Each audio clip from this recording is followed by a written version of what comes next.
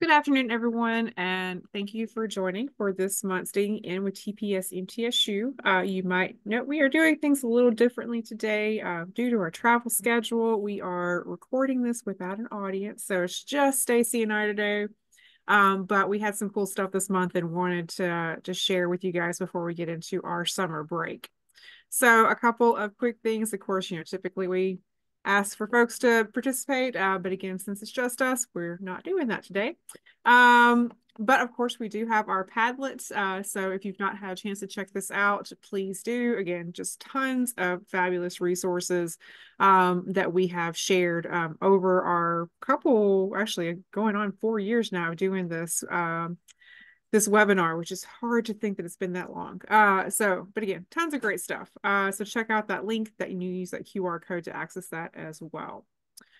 So this month we're talking about famous mothers, and I'm going to turn things over to Stacy to kick us off and talking about all the cool moms that we found. All right, if you could let me share my screen, I will take everyone to the newsletter and I'm going to zoom in a bit so that it's easier for you to read on the screen. So, we thought May, of course, is the month of Mother's Day celebrations. And so we thought we would pursue the theme of famous mothers in history. So I hope that all of you mothers out there, which I know is many of our teacher audience, had a really great Mother's Day on Sunday. And some of you might already have talked about famous mothers with us if you were part of our virtual book group last year when we read Founding Mothers, all about the women involved during the American Revolutionary War period. So this is not the first time that we have looked into this. It's just the first time we've devoted an actual newsletter completely to this topic.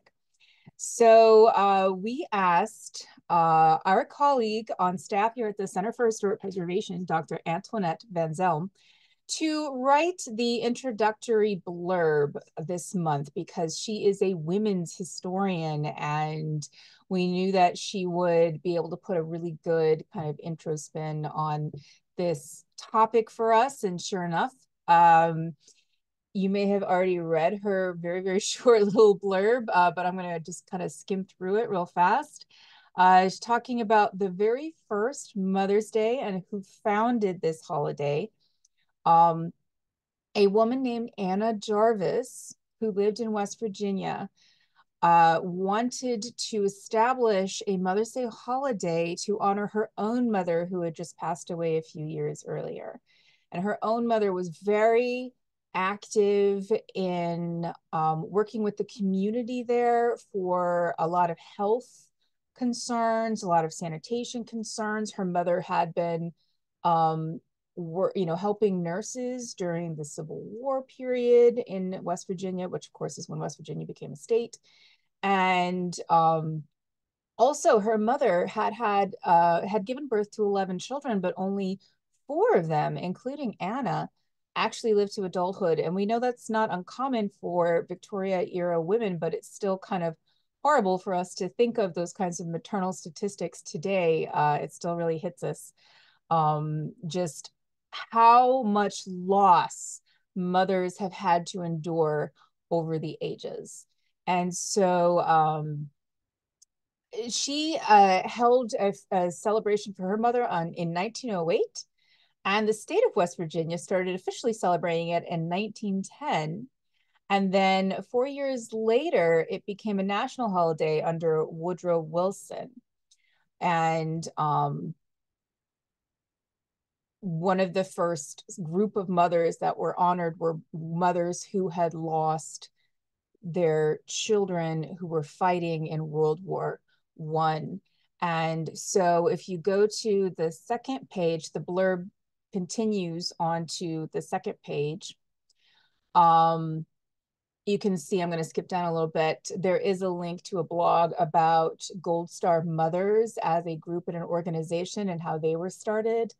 And that, of course, also grew out of the World War I experience of mothers who had lost sons who were killed in action during the fighting, but who were buried in Europe, and they were trying to get assistance from the federal government to be able to go mourn by the gravesides of their fallen children. And so it just really, to think about the sacrifices that so many mothers make, not just in losing their children, but in losing them while they're fighting for the greater good of the nation is just something I think that's meaningful to everybody. And another thing that Dr. Van Zyl brought up in this is the idea of Republican motherhood. So going back to when I mentioned how women were involved in the American Revolutionary War effort in various different capacities, women have actually been called to assist and to serve in many ways during every one of America's wars, which of course the Jarvis family experienced during the Civil War. A lot of American mothers went to work during World War II in industries and stuff. And after those wars are over, there seems to be kind of a little bit of a social push to make those women go back into a domestic role when they had to serve in a public role during the wars in order to help the efforts. And so Republican motherhood kind of became that ethos after the American Revolution, when here we are in a brand new nation. And the idea was that Republican motherhood is the way that women can contribute to the building of this nation by instilling the right values and morals into their children, who will then, if they are male children, grow up to be the statesmen and politicians and soldiers of the country. So women always have this indirect influence because they themselves can't take a political role, but they can be, in most cases, a primary influence on people who will then grow up and take political roles. And so that whole idea about Republican motherhood plays out in history many, many times. And then, so you can see that our blurb took up the space of what would have been a lesson idea. And so I kind of scrunched in at the end of this a couple ideas for primary sources that you may want to use in the classroom that kind of reach across eras. Are two women who, the only two women in our country who served as both first ladies and the mothers of presidents, of course, being Abigail Adams and Barbara Bush. And so again, how do they recall this ethos of Republican motherhood? How do they show their influence in the kinds of sons that they raise to be president? And also, how do they kind of influence the character of their husbands as presidents? And so we just have a couple primary sources, one for each of these ladies. And I'm going to show you each of them, and we're going to talk about them just a little bit. So Abigail Adams, of course, she's the wife of John Adams, the second president. So she was the first lady to live in the White House. Her son was 10 years old when John Adams had to go and serve as an ambassador in Europe in 1778. And this, is before John Adams was president. But it's during the war. And so this is technically before the Constitution even. So this is quite a transitory era right here. So this 10-year-old kid goes with his father and gets taken through all of these kinds of business dealings during this crucible of forming the American Republic. And so Abigail Adams, who was always writing letters to her husband, John, also every now and then wrote a letter to her son, John Quincy Adams. And so while we don't have the actual manuscripts of Abigail Adams's letters as primary sources on the Library of Congress, because those are housed at the Massachusetts Historical Society website, there is a published book that contains the text of a lot of these letters on the Library of Congress that you can access. And so this is a really great resource. I'm going to show it to you in this letter. So you can see that this is a 500-page long book that's just an edition of a lot of her letters pulled together. And somebody did this in 1840. So this would have been after her death and after the death of John Adams as well.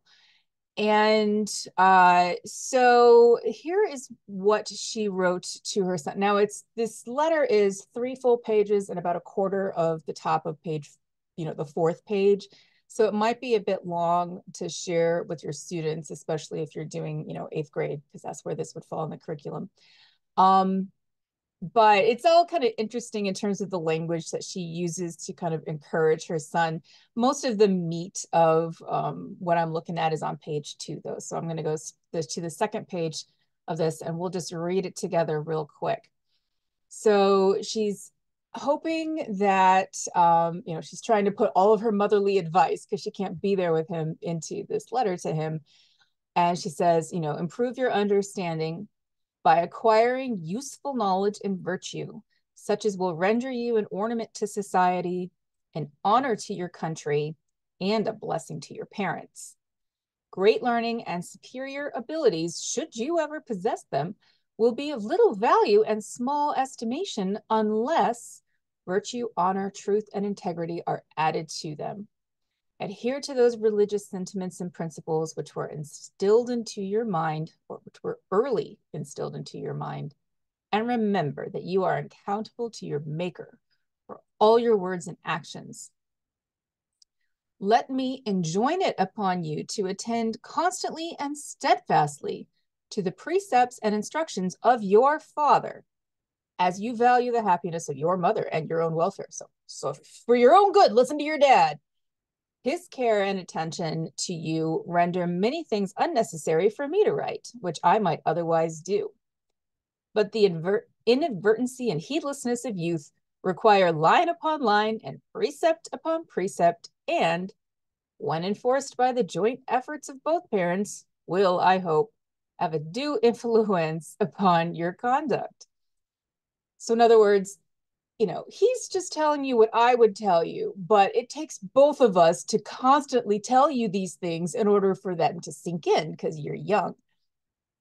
And then she says, for, dear as you are to me, I would much rather you should have found your grave in the ocean you have crossed, or that any untimely death crop you in your infant years, than see you an immoral, profligate, or graceless child. So this might sound a little bit unlike what most moms would write in an encouragement letter to their kids nowadays, but I imagine that it was probably received in the sentiment that it was sent with, which was gentle chiding and not kind of threatening, I wish you were dead, rather than rude. But what mom hasn't had this thought from time to time? So yes, those 2 paragraphs there kind of encapsulate the values that she, as a mother, feels like it's her duty to instill in her son, who of course was pretty much bred from birth to be a politician like his dad, or a statesman like his dad. So it's kind of, the language is kind of difficult. So you may have to pause every now and then and kind of rephrase what she's saying. But then the fact that she's writing such kind of adult language to a 10-year-old kid also kind of is a good point to make about the importance of education, and the fact that this was a very literary family, and they talked to everybody kind of they talked to their kids like they would talk to each other a lot. So it was a very kind of flowery way of talking as well, because from that time period. But yes, so That's the first example. The second example, I don't have an analogous letter that Barbara Bush wrote to a young George W., although I wish I did. But what I do link to here is the Senate resolution that was, right after she passed away in 2018. The Senate passed a resolution honoring her life and her efforts for the country and her commitment. And so the question that we're going to look at here is what actions and characteristics are praised. So what do they praise? What does the United States Senate praise about Barbara Bush? Okay, so this takes you to, congress.gov, and basically you can see all these tabs in this kind of middle area. And if you click on text, it'll take you to the text of the resolution. Now, this is a really short one as far as a lot of things go. So yes, so we're honoring the life of First Lady Barbara Bush. Whereas she was born in 1925 in New York City, she became engaged to George Herbert Walker Bush. And then he had to go away and fight in World War II. And while he was doing that, she supported the war effort by working at a nuts and bolts factory in New York. So she was a Rosie the Riveter figure. And then she was married to him for 73 years, which I didn't realize it was that long. That's quite something. And they had 2 daughters, 4 sons, 17 grandchildren, 8 grandchildren, great grandchildren. And then before she was first lady, she was the second lady. So, because he was the vice president for Reagan. Passionate champion for family literacy. She joined the board of Morehouse School of Medicine in Atlanta and helped raise money for them. She founded the Barbara Bush Foundation for Family Literacy and raised more money to support family literacy programs. While she was First Lady, she visited facilities for AIDS victims and held infected babies and hugged adults, and in doing so helped erase the stigma of that disease. And at that time, that was a big deal. People were so afraid to talk about AIDS in this country that a lot of people had the mistaken idea that it's like somehow infectious. And so she kind of took her, her nurturing vibe and showed everybody that, this is how you treat AIDS patients, not that way. Okay, and then more literacy efforts, continue to support a broad range of causes. And then all these schools are named after her. And then it says, whereas Barbara Bush shares the rare distinction with Abigail Adams of being both a wife to and mother of a president of the United States, and is also the mother of a governor of Florida and a governor of Texas. And whereas she was a truly great American first and second lady, literacy advocate, author, mother, and Gani. Whereas all that stuff is true, our sympathies to the family, we honor her life. So yeah, the kinds of characteristics that it praises are the causes that she took up, which have a lot to do with not just medical knowledge, but medical nurturing. So, mothers taking care of sick people, that's kind of a picture of what a mother does. Also literacy, so many literacy initiatives and with schools named after her. So, the role of the mother as being one of the people who teaches the kids to read, and, is often the very first exposure that kids have to literacy in the house. and how important that is. And also the role of so many female librarians and young, teachers of young kids who are also tasked to teach kids how to read at a very early age. Um, and so she's doing things that traditional women have done for decades and decades and decades, but she did it very publicly. She did it with a lot of dignity. And whatever you think about the politics of the Bushes, she was very important and very well respected um, during her time and after. So again, talking about, okay, so, what is the role of a mother? What's important for a mother to do? And so the things that make a mother important in the private home are also those that she can take to a public stage at large and use them to kind of, you know, be the model for mothers across the country. All right. So now we're going to go to Kira, who is going to talk about our next lesson idea, also extending this idea of mothers protecting in a domestic sphere. So I'm going to stop sharing. Well, and that was actually a great segue into what I focused my lesson idea on for this month, which was the Women's Christian Temperance Union, and the role as mothers as the home protectors, which is how they termed it. When we were thinking about, again, how, what we would focus on in this month, I was thinking about one, I feel like there's this period of time between the Civil War and progressive era that we often kind of overlook. We just kind of jump over it. So I wanted to find something from this period. And then in chatting with some folks, remembered, hey, we've not done anything on the WCTU, and they are hugely influential. So it was great to get a chance to kind of dig in to them a little bit and find some cool sources that we could share with you guys.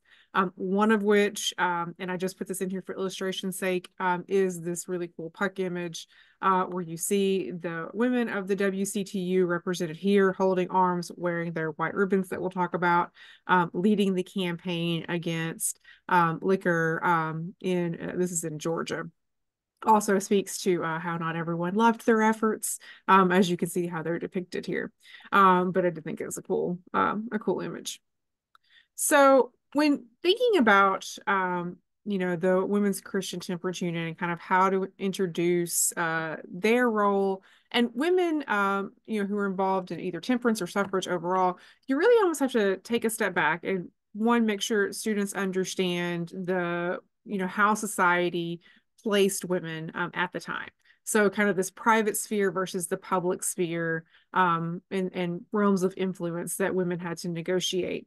And so with the WCTU, it's important to really kind of trace that back. And it's really beginning with the Second Great Awakening. So again, connecting back to something students would have learned, for eighth graders pretty early in the year, and thinking about how that really kind of changed the role. And so women begin to speak more publicly out of the Second Great Awakening on social reform issues. And so that was seen as okay because, again, as part of the Second Great Awakening and the idea of kind of women as moral authority figures, they could have this role, right? Because they were also responsible not just for within their family, but also for the spiritual upbringing of their family. So again, this kind of ties into that, the idea of religion and spirituality during the time period and what the women's role was in that overall aspect of life. And because they were seen as the moral authority, they could then talk out on certain issues, not all issues, but some issues. And temperance was one of those that they, actually could speak out on, and it was deemed appropriate for them to speak out on that. And in fact, a lot of early suffragists will have gotten their start and kind of developed their comfort for public speaking as part of temperance activities. So I think that is interesting to kind of see the intersections between the two. Now, the Women's Christian Temperance Union actually is founded in Ohio in 1874. It is a religious organization, as you might imagine from the title, that was, its primary purpose was to combat the influence of alcohol on families and society. So not just, again, thinking about, again, their home life, but then how that home life impacts society as a whole. And it grew out of a smaller campaign that happened in 1873 and 1874, primarily in Ohio, but then there was also a few campaigns in New York as well that was called the Women's Crusade, which was a direct action anti-liquor campaign. And they were actually successful in getting alcohol removed in over 250 communities. And it was through these activities and through their success that they began to realize that, again, working together, working in conjunction, they could really make a difference here. And so that inspired them to, again, found this organization and try to take this into other communities to, again, combat the influence of alcohol during the time period. I did find this really cool poem, an illustration that I've included here. It's actually linked from, there's a biography page that I use in the lesson idea from VCU's social welfare history project. And this is one of the sources that they link. But it talks about, again, the role of mothers, just carrying the torch and lighting for the little feet that they must guide. The little forms go marching by your side. And it ends with, so that in turn they will lift it high and say, I watched my mother carry it this way. And so again, this idea of the mother, their influence, and in order to guide the children for the next generation. So again, I thought that was a really cool poem. Now, with the WCTU, their second president was Frances Willard, and she is a very interesting figure. She is president for the organization from 1879 to 1898, and that is actually, she stops being president purely because she dies. I think she would have continued being president for, however long she would have lived. She grew the WCTU during her time into the largest non-secular women's organization in the country. And actually, I've seen some conflicting things in some other articles that I read that it was actually just the largest overall women's organization in the country. So again, hugely influential. And one of the things that she is most known for is her do everything policy. And so it is really under her guidance and leadership that the WCTU expands their activities from just focusing on temperance and trying to get alcohol outlawed into actually being like, it's not, the alcohol is not just the problem, it is a symptom of all of these other societal ills. And if we don't address all of them, then we're not doing our jobs, again, as mothers, as home protectors. And so that do everything policy allowed the WCTU to actually take on a range of other issues, for everything from kindergarten to public health issues to, being able to attach itself to suffrage efforts, to labor unions and labor issues. Again, just a wide variety of things that they actually become involved in.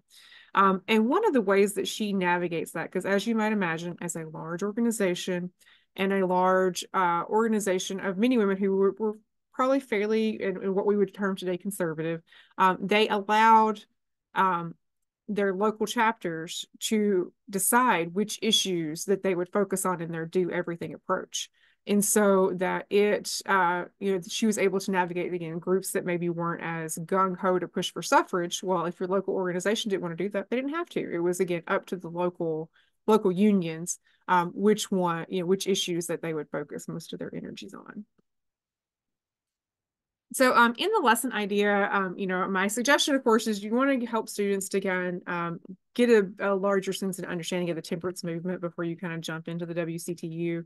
And again, a couple things to note, that, again, many leaders of the women's suffrage movement get their start in the temperance movement. And it grows into a political issue alongside women's suffrage throughout the 19th century. Again, both of them, you could almost date them. They kind of parallel each other throughout the 19th century.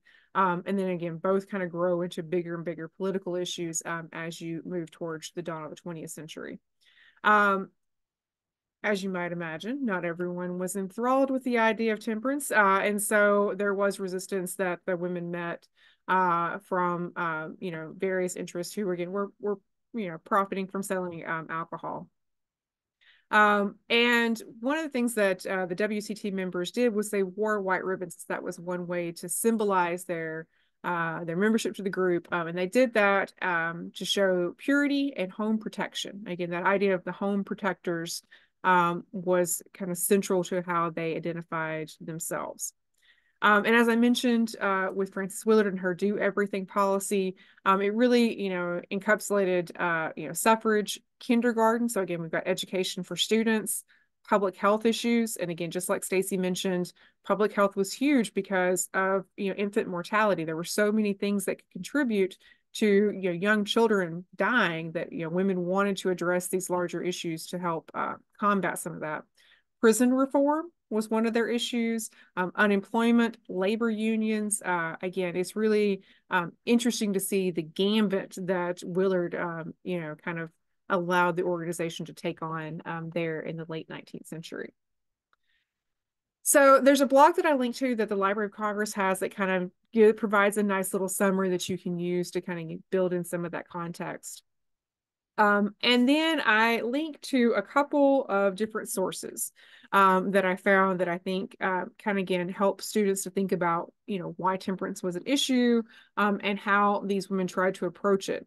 One of them is this really heart-wrenching image and poem that I found on the Library of Congress. And I'm actually going to shift just like, because a little side note, if you want to use this with your students, you have to download the TIFF file in order to be able to read the poem at the bottom, just because of how it's seen. And Stacy, can you see the poem now? Is it shared on the screen? It's a little too small for me Yeah. to read, but that's yeah. All right. That's good. All right. So let's start with the image at the top. So we see the title for this, Daddy's in There. Again, we're just going to pull at the heartstrings right from the start, right? And we see there, whiskeys, and we've got the traditional saloon doors there. And the little boy, again, I thought this was probably a daughter because she looks fairly young. And so maybe, I don't know, again, that's a little unclear, but we do see the little boy again holding the female's arm there, kind of looking inside. And then we get down here and it says, and our shoes and stockings and clothes and food are in there too, and they'll never come out. So, Oh, I mean, terrible.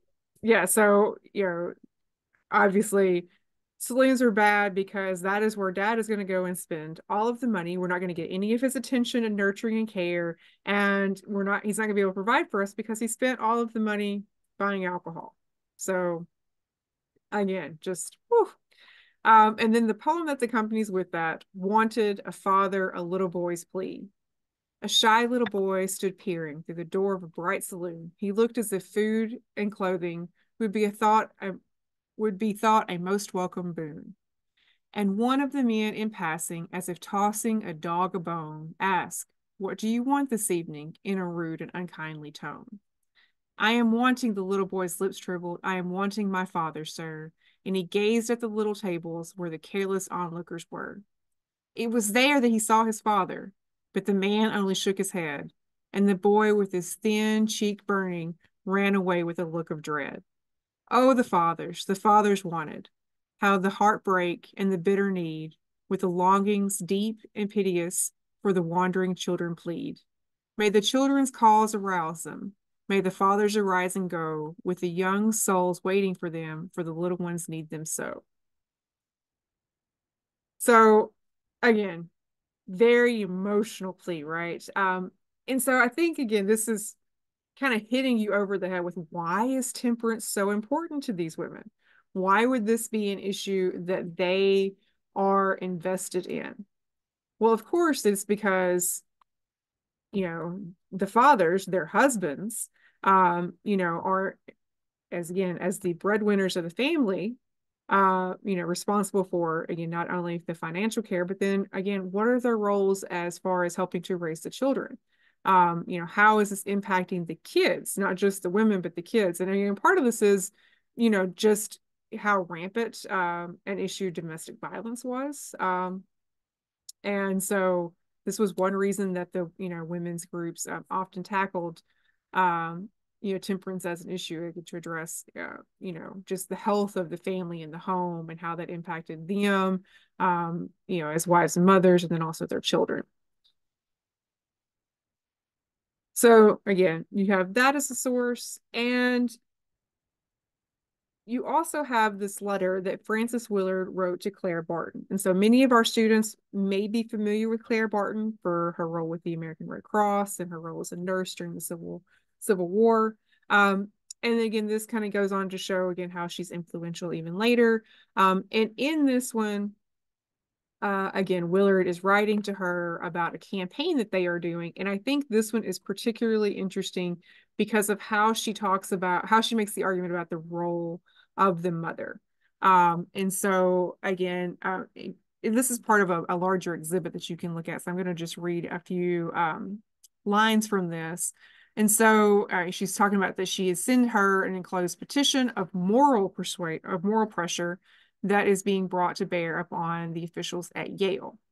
That one of the local publications, the New York Voice, is grandly leading this home campaign, and she's asking for some support from Claire Barton to be published in that paper. She goes on to talk about how there are pictures of a number of philanthropic leaders who have declared against sending their boys to the college surrounded by saloons. And she goes on to say, I earnestly desire to hear from some of our leading women along the same lines. If the governor and professors of Yale College begin to understand that the mothers throughout the land are revolting from sending their sons to an institution so exposed to temptations as young men are at Yale, it will make the most effective impression on their minds of anything that can be done. For after all, college authorities fear more than anything else loss of patronage. And then she goes on to talk about here in the second paragraph, if your friend will send her favorite response at once, there's no time to lose. I hope you will allow your photograph to accompany what you are led to say on this subject that so vitally concerns mothers' hearts. So again, this role of mothers, that they are worried about their sons as they go off to college, surrounded by all these horrible influences, and that they can, they have some persuasion over where their sons will go to college. And again, Yale being Yale, which was even influential and, prestigious back then.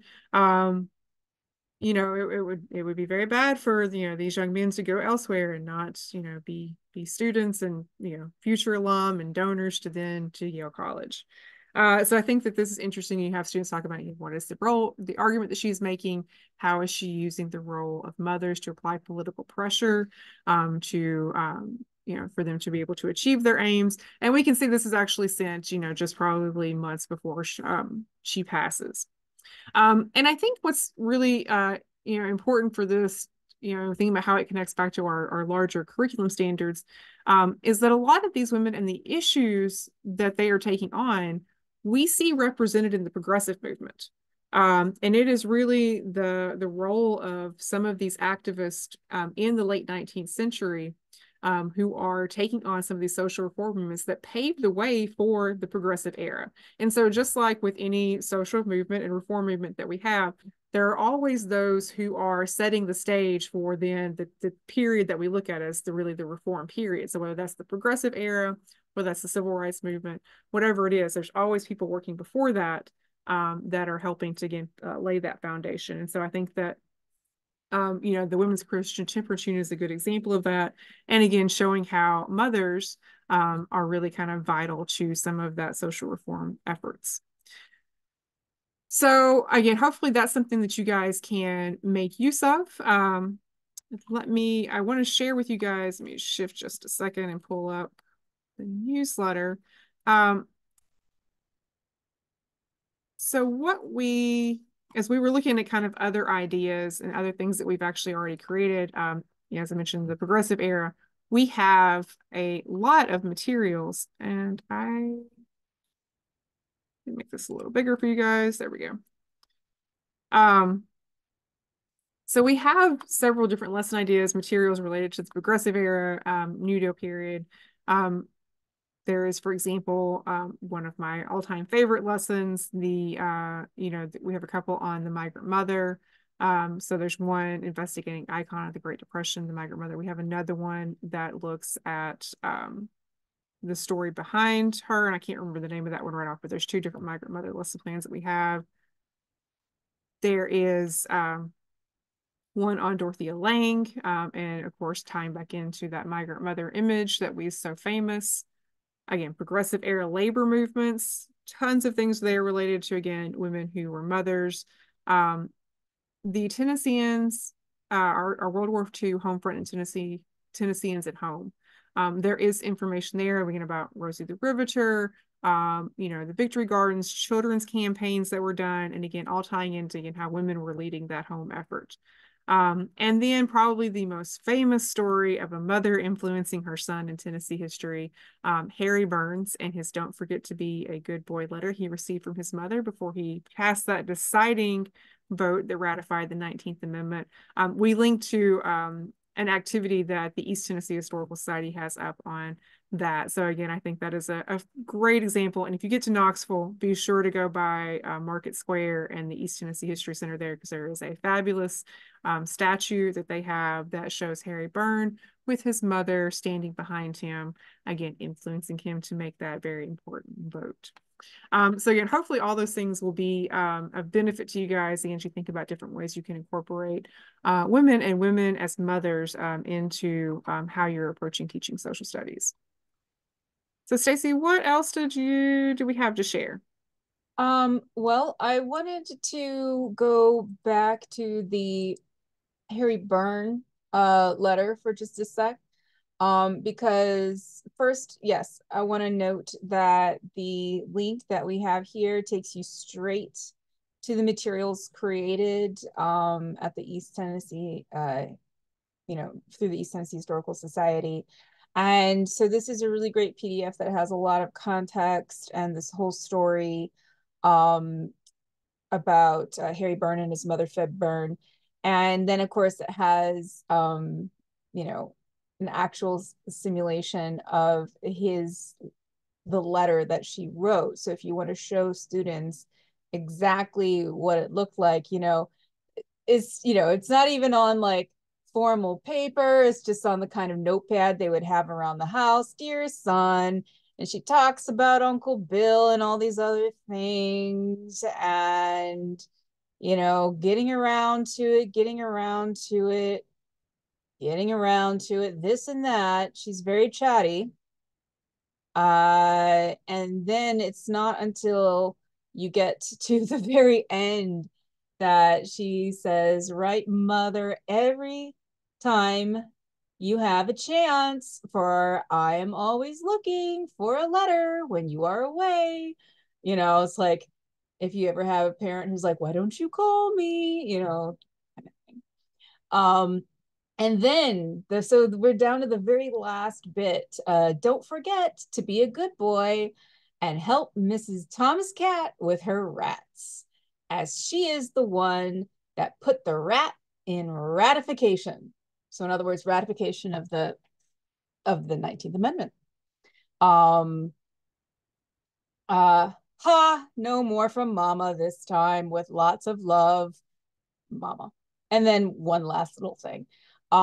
So it's just like the I thought it is so funny because the part that we always zero in on as being the most important part of this letter is, to her, the last thing that she shoves in after all this other kind of this and that she's talking about. But so this is all East Tennessee Historical Society, but I did want to share another thing that we have that you can use along with this letter. We don't have a link to it through our newsletter, but we did a newsletter where we've done several things.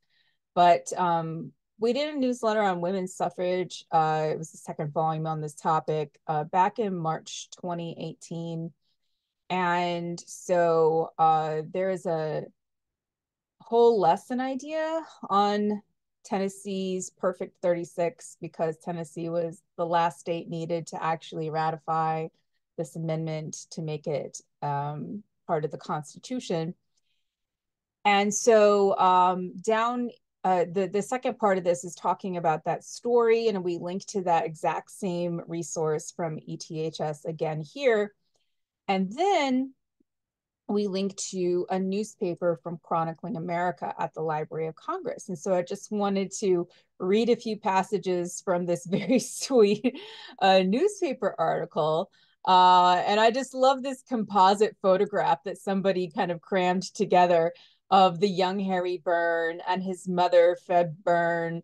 And she looks extremely triumphant here because she knows what kind of good influence that she is over her good boy.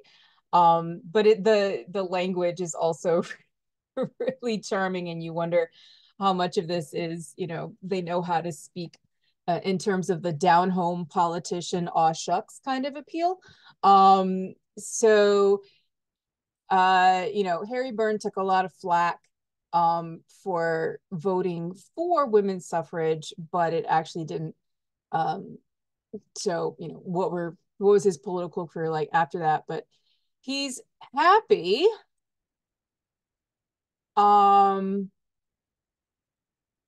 Political oblivion for him, but he's happy. Nevertheless, he says, I'm happy because I followed my conscience and it kept telling me women are people and this is a government by the people. And then it talks about his mom, Mrs. Feb King Byrne, the proud mother of the young legislator, says she always knew Harry would do something big for his country because at the age of 19 months, he could tell the name of his town, county, state, and district. Well, that sounds like a mom just totally bragging on a very precocious toddler, it sounds like. I suppose, she adds, there never was a mother who didn't think her children handsomest and smartest in the world. And mother pride beamed on her face. Of course I am proud of Harry. That's always been part of a political campaign, is to trot the mother out. And that's just a way to instantly appeal to parents everywhere, right? Or even if you're not a parent yourself, you yourself have parents. And the fact that they kind of have to be proud of you, right? And she talks about how she raised her kids, because of course that's how mothers instill the values. They say it was my letter which made him change his vote. It probably influenced him, but I want everyone to know that Harry is the kind of boy who thinks and acts for himself. So she's being modest here, because obviously her letter was famous and well known from the get-go, that everybody's pointing to, be like, you did this, you and you kind of pulled the strings of that mama's boy, right? And she, of course, doesn't want him to look like he can't make up his own mind, because you kind of count on a legislator to be able to make up their own mind independent of outside influence. And then she says, perhaps, Miss Byrne added with a twinkle. So is she winking during this whole conversation? I don't know. I shouldn't have used slang in my letter, but it struck me that Mrs. Catt, this is Carrie Chapman Catt, and the other suffragists had struggled so long to get their rat into ratification that someone ought to lend a hand when they needed it most.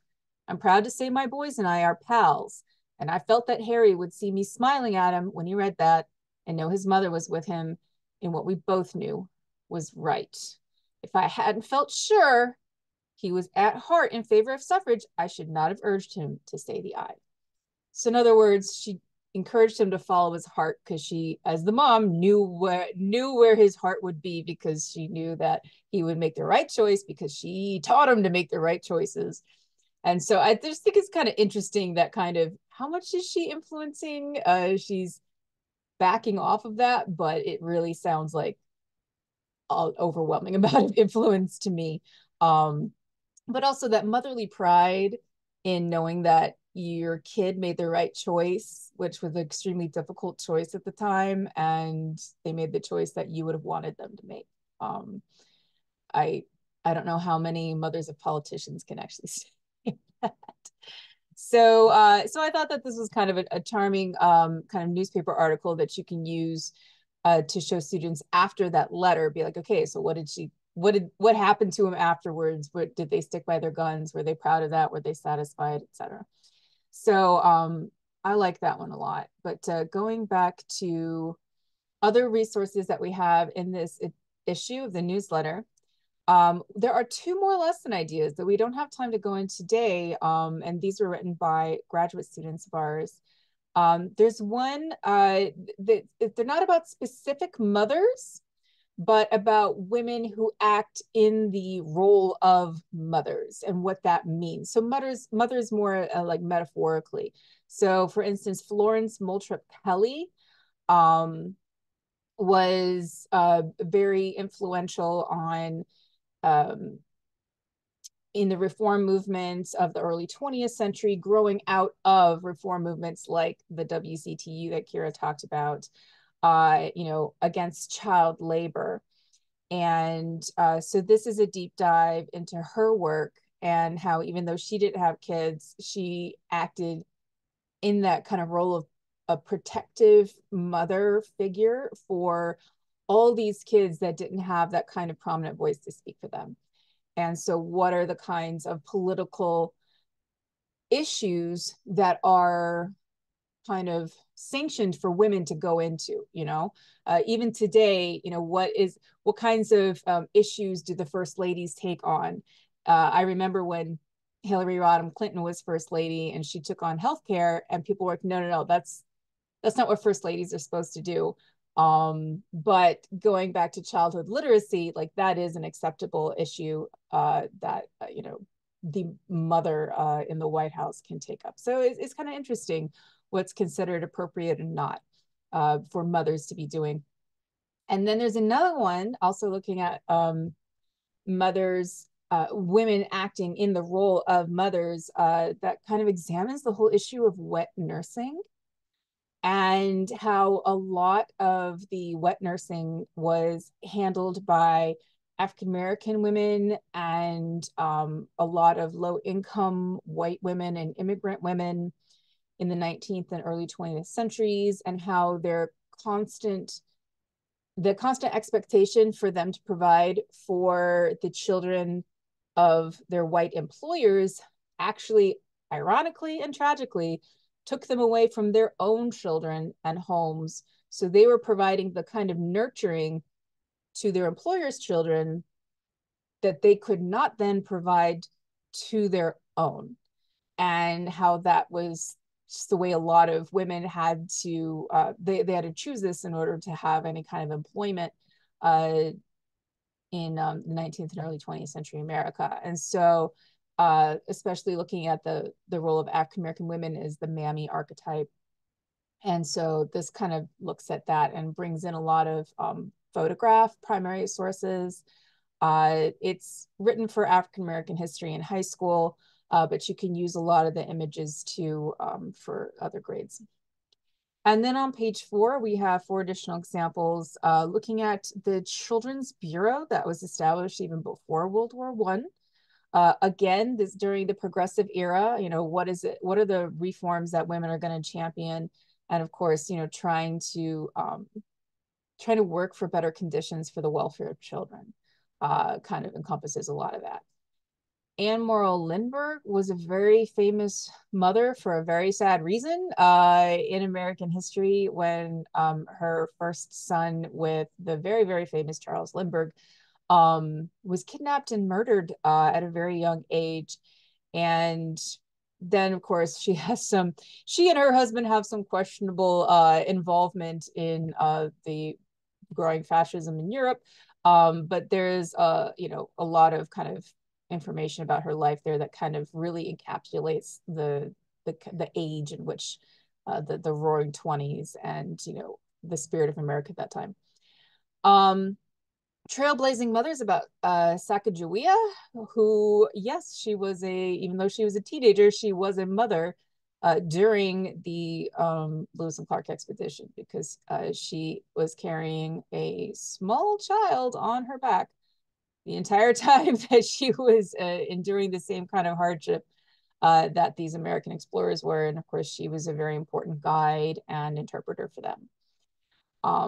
And then more information about Gold Star mothers and their efforts to be, their efforts to be recognized and to have the government fund pilgrimages so that they could go visit the gravesites of their fallen children, and the forming of that organization.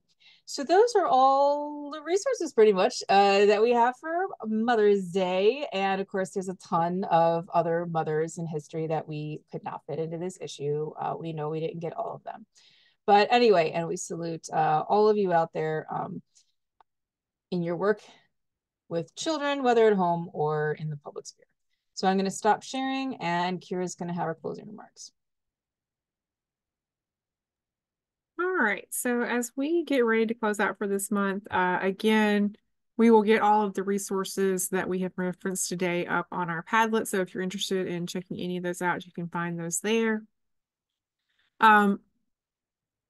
We will be taking a break for the summer. So check back on our newsletter.